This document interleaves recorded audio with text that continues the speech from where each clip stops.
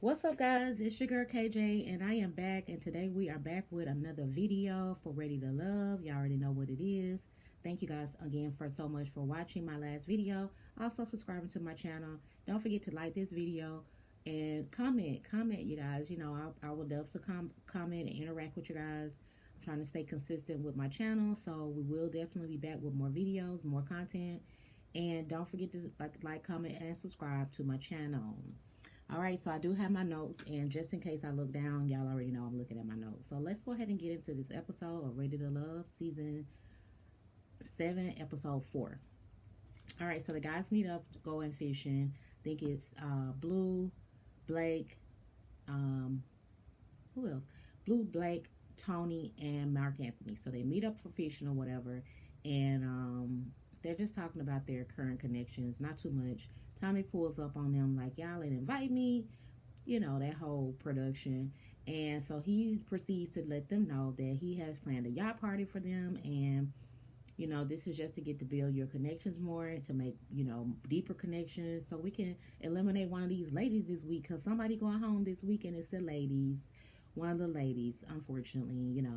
And I was wondering why all the guys wasn't at the fishing trip. I know it was missing Andre, it was missing Tony, Anthony was missing, and Demario was missing. So I noticed there wasn't that many at the fishing, but maybe they invited certain people. I don't really know why that went that way, but time to let them know about the yacht party, and yeah, that's it. Jeffrey and Mark Anthony went on a bull riding date, which, it seemed like they had a fun time. Jeffrey was noticing that Mark Anthony is very attractive. He's nice looking, and she noticed that he was really tall and pretty teeth, and maybe she had noticed that before, but she did let us know that he was fine. Okay, he fine, and he is very good looking. I must say, he is one of the nice looking ones on the show. They talk about kids. He wants kids. She was saying that she has 3 kids, and how does he feel about being in a blended family? He said that he was raised with in a blended family, so he's okay with that. I don't know if she wants to have more kids or not. I'm not really sure if she has voiced that. If she has, y'all let me know down in the comments. But he did say he wanted more kids. I don't even remember how old Jeffrey is, to be exact, but she did say she had 3 kids. So now I'm wondering, Jeffrey, do you have 3 kids by the same guy, or is this 3 different kids? Like what? And then as far as blended family goes, to me, I think it's more about the co-parenting part of it, because, that could be the issue more so than anything when it comes to blended families. Um, Marcia and Blue went out on a date.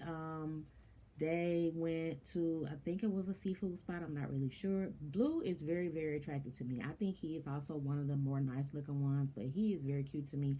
I wish that he would let his beard grow in a little bit more, but he's very attractive.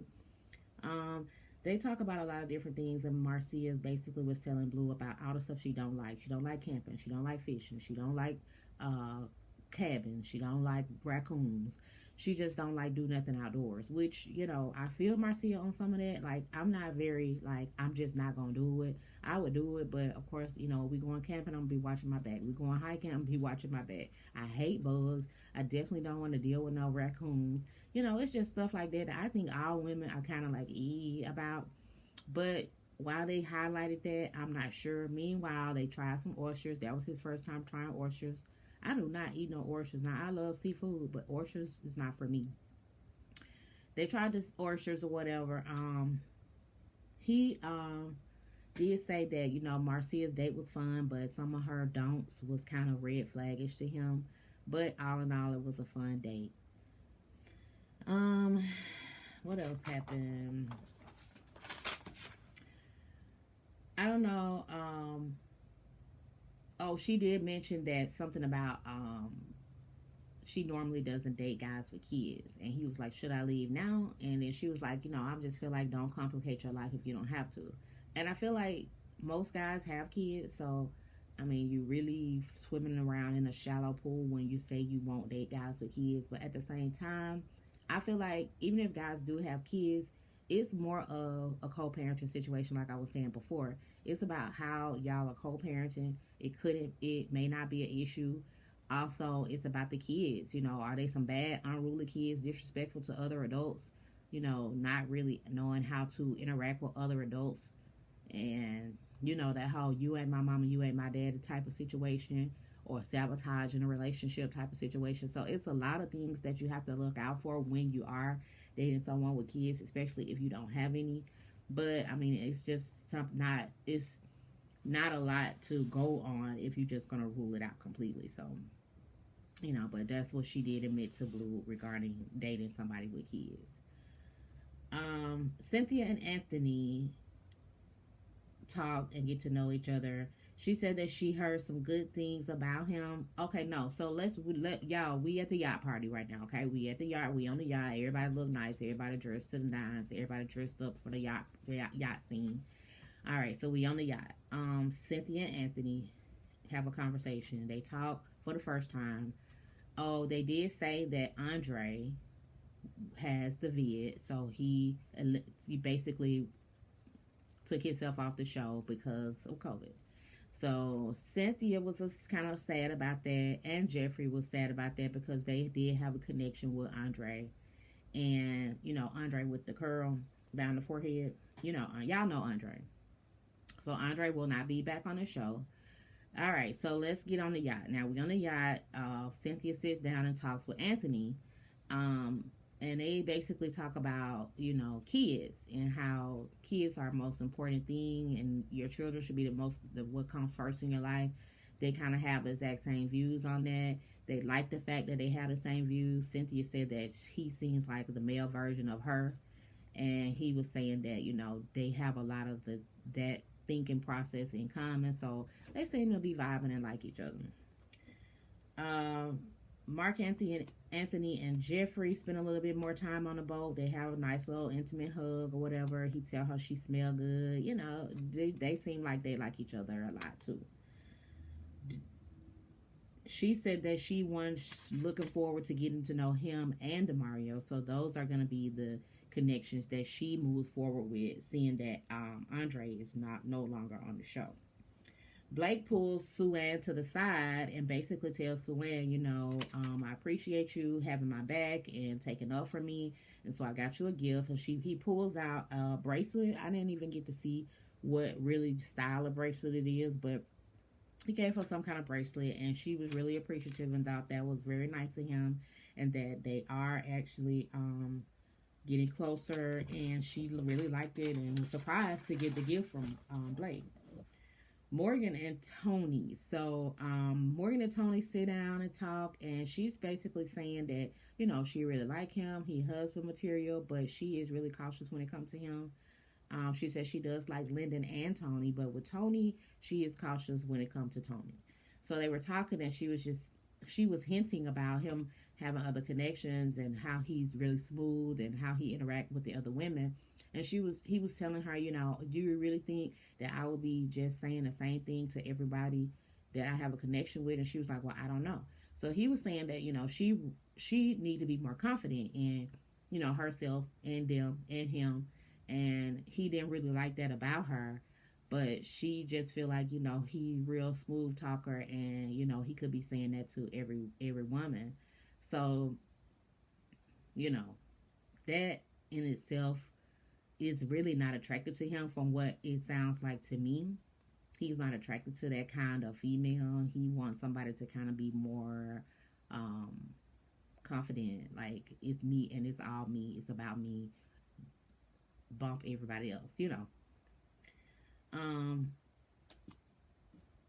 We didn't really see him making connections with other females, but of course that could have been something that they just didn't show. But she made it seem like he dropped the ball on something and he was neglecting her, and that was a little confusing because we didn't really see that happening. So maybe we'll see that later on in the show, but she just felt neglected, and she said he dropped the ball. I don't know.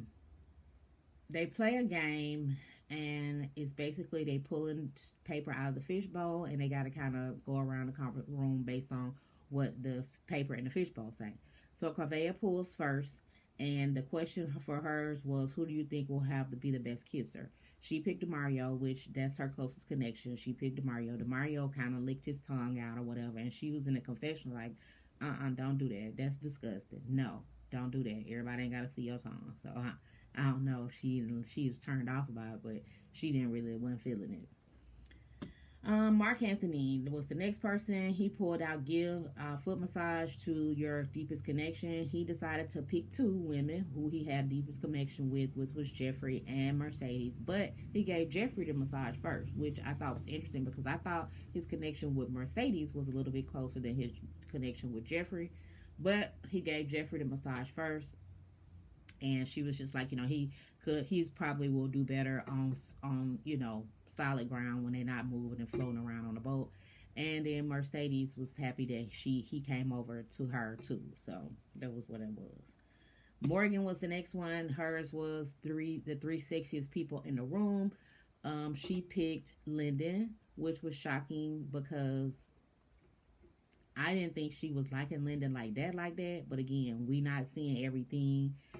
She picked Marcia, which is a female, the other sexiest person. She picked herself, of course, and she did a little strut across the room. Now, Tony, who she been kind of really talking to that we've been seeing the most, was said that he was taken aback by him picking her picking Lyndon, and he was just blindsided by that, and that was shocking to him. But I see you, Morgan, I see you. Who was next? Jeffrey, hers was Astra's strongest connection for a kiss. And, of course, it was Mark Anthony. So, Mark Anthony came over, gave her a kiss on the lips, and DeMario was turned off by it. He was just like, that's an immediate turn off when I see that happen. And you need to, it just shows a lack of, what he say? A lack of control or something. I don't know. Maybe he thought she was going to asked for a kiss on the cheek. I don't know what he thought, but he just said he was immediately turned off by it, which I guess he would be. Most men can't take the stand to hear that you're doing something else, let alone see it. So, it is what it is. DeMario and Corvea, they talk, and he feels like Jeffrey is also his connection, but she's not giving him the time of day on his yacht. So he's trying to bond more with Corvea, and so they kind of have a conversation about their parents and how important her mom is to her and how important his dad is to him and how influential they were in their lives. And, they just seem to be trying to connect and bond a little bit more.